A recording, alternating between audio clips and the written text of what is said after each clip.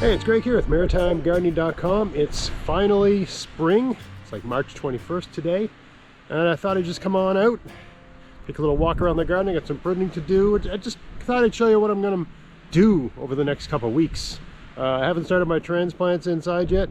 Haven't planted anything, haven't done anything. But this is the time when I start doing things. So come have a look around.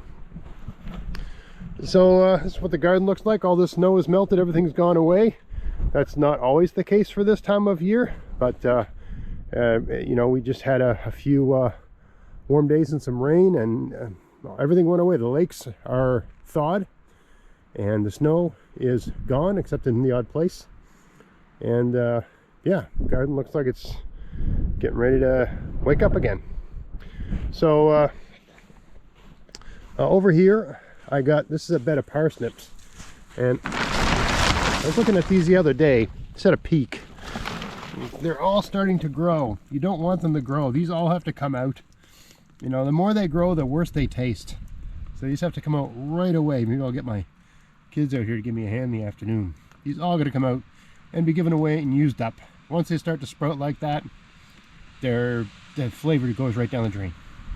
So I really probably should have picked these 3 weeks ago, 4 weeks ago, but I didn't. So I got a few more parsnips that I left in the ground for the winter. I've eaten all the ones I brought in and stored, and these gotta go, gotta get used up. Over here, I think this is a bed of garlic. I don't know, let's just have a little poke around here. I don't know if they've started growing. Look, there's some worms. Worms are already out there doing their thing. I don't know if they started, I don't think they've started to sprout. I put some seaweed on this, and seaweed and leaves. That's how I mulched it in the fall. I'm pretty sure this is parsnip, or sorry, pretty sure this is garlic, because that's the way I lay it out. Once they start coming up, I'll remove those spruce boughs are there to hold the leaves down, and those you know, sticks are there to hold, just add some weight. But once I start seeing the garlic coming up, I'll remove the spruce boughs and I'll remove the sticks.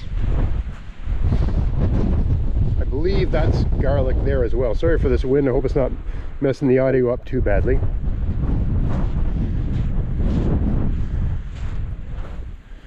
Over here, Goldfish Pond.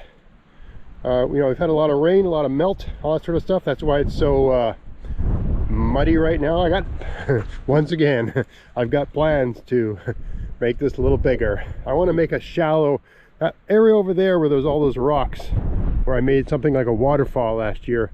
I want to move that all and make a kind of extended shallow part of the pond. Anyway, it's very low in priority. Just something I'm planning on doing, as I got enough space there to do it. The pond's just deep, there's no shallow part, and shallows are good. Goldfish can go in there and look for food. And I thought what I'd have is same thing as before, where I've got a solar water pump pumping the water over there, and it gradually finds its way back in. But there'll just be shallows over there instead of just a kind of waterfall thing. I got some pruning to do with my blueberries, and really I should have done that a couple weeks ago. We went away March break, and I've just been kind of busy and just not really on my game as usual. But I got some work to do with these blueberries. Little bit of pruning to do with the apple tree, not much, I don't think. They're still young apple trees. I did do something to this one, I don't know, almost a month ago. See how it's got two branches? And I'm worried about this branch getting heavy and breaking off just because of the way it's attached. So I cut it off here. I'm going to leave like that for a season, but the plan is to cut it off down here, so the tree just has one central leader. Here we have a kale bed where I put a dome on it and left the kale in the ground, because in my experience when you do that, they start growing, right? See how they're growing? Nice little kale plant there, about 4 or 5 inches high. So these kale will eventually go to seed. This is their second year, they're a biennial plant, and they won't be much use in that form. But for April, May, you can, because you're still getting frost and stuff like that, this new growth is actually quite good to eat because it's frost treated kale, right? So I found over the years that it's worthwhile to cover a bed and try to overwinter. You can see that one there, it looks like it died because it's near the edge, right? This variety of kale where I am doesn't always survive the winter, but if I cover it like this, it usually does. So I'm going to leave the cover on it just so that these can grow more vigorously. If this wasn't covered, they'd all be dead, and if I took the cover off, it'd slow down the rate of growth. But I don't know, in about a month I should have some harvestable greens here. And then at some point in June, I'll pull all of these out and plant a heat-loving crop like beans or squash or something like that.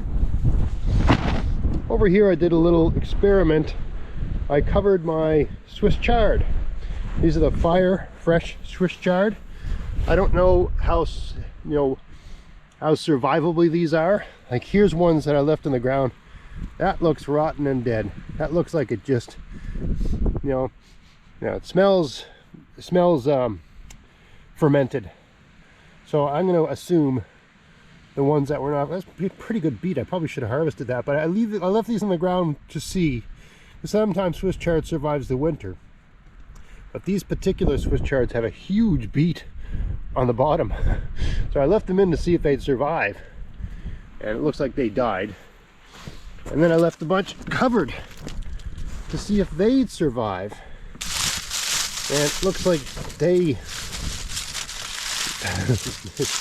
I could be wrong, but it looks like they're all dead too. Isn't that interesting? Swiss chard is usually a pretty tough plant, survives the winter, but even covered, these all died. Anyway, my idea was that just like and maybe a different, maybe Ford Hook or a different variety of Swiss chard would be better. But these were such a good tasting Swiss chard, I will plant them again. I think this is my Swiss chard for life.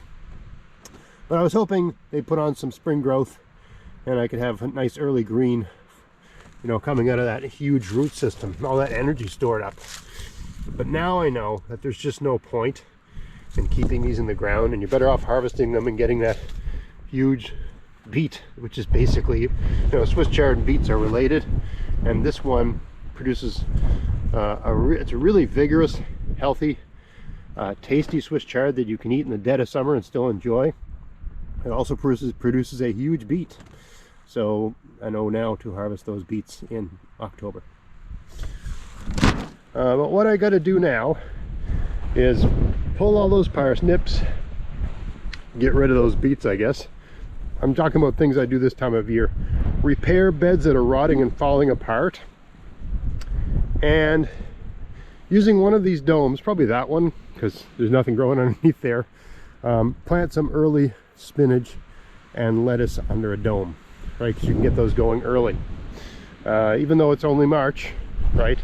Those plants are so tough. You can plant them under some sort of thing like that, and with the added heat value of having them under plastic, they will germinate and grow, and they can take the cold nights. So that's what I'm going to be doing over the next couple weeks. Hopefully I got a better day with not so much wind, and I can film it and talk you through all of those processes, just to give you a sense of where the garden is. Usually your first sign of spring is that you see your rhubarb growing. My rhubarb ain't doing nothing, right? So the soil's thawed, right? You can see it's, there's no freeze in the ground anymore. It's thawed, but the rhubarb is not growing, so nothing's happening yet, right? The only growth is happening underneath those domes. One more thing I have to do this year is I gotta rework this raspberry bed. Now I got raspberries off of this for the first time.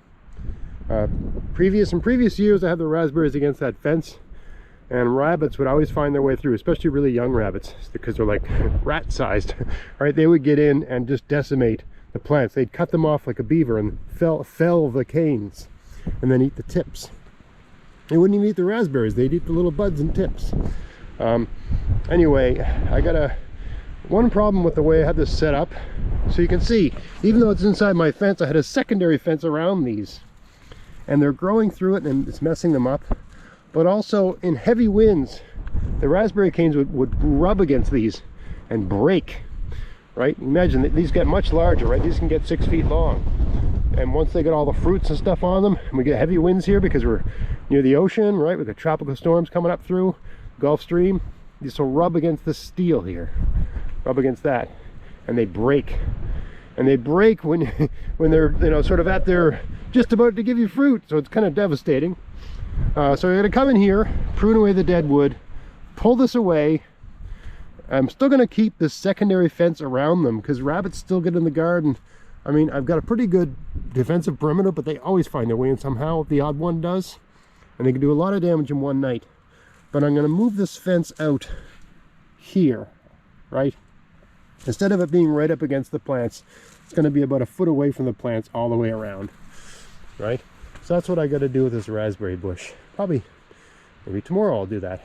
And one more thing I have out here to pick is these. This is sunchokes. And these are still dormant. And it's a good time of the year to pick the ones that you didn't pick in the fall. I usually leave the canes standing so I know where they are, right? So I got some sunchokes here just waiting to be harvested to eat or to gift to friends or whatever. So that's another thing I got to do. But that's basically, you know, the early spring activities. A little pruning, fixing things that need to be fixed, dismantling things that need to be dismantled, and beginning to work on, you know, the sort of intense projects that I don't want to be working on when the black flies start showing up.